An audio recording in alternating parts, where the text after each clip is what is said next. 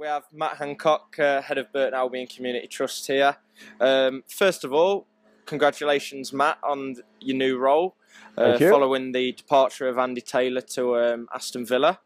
Tell us a little bit, Matt, about the change of your role going from community manager to the head of community. Yeah, well, I think you just mentioned I've been at Burton Albion now for 5.5 years, and I've spent those 5.5 years working really closely with Andy Taylor.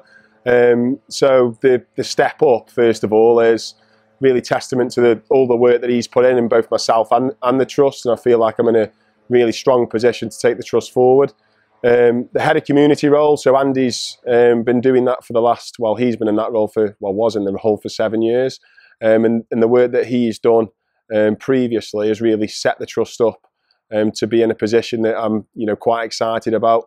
And all the things that we can do moving forward. So I would just like to place on record my thanks to Andy, I think, first of all.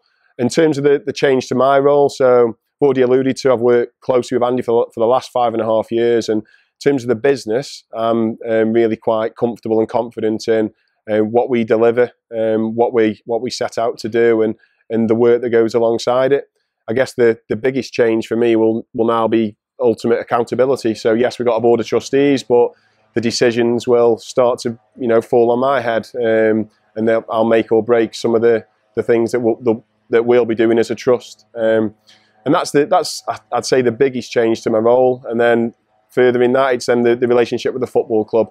Andy again worked really well with Fleur, with the chairman, with the academy, with various arms of the football club, and I'm really wanting to make sure that I'm part and parcel of that, and we keep that relationship with the club moving forward into the next few years.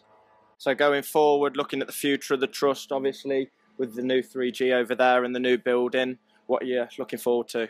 It's actually a good month. The 1st of June is the start of the delivery of our strategy, our new 3-year strategy inspiring our communities. And we spent a lot of the last 12 months putting that in place and putting that together. And I'm really excited about delivering that.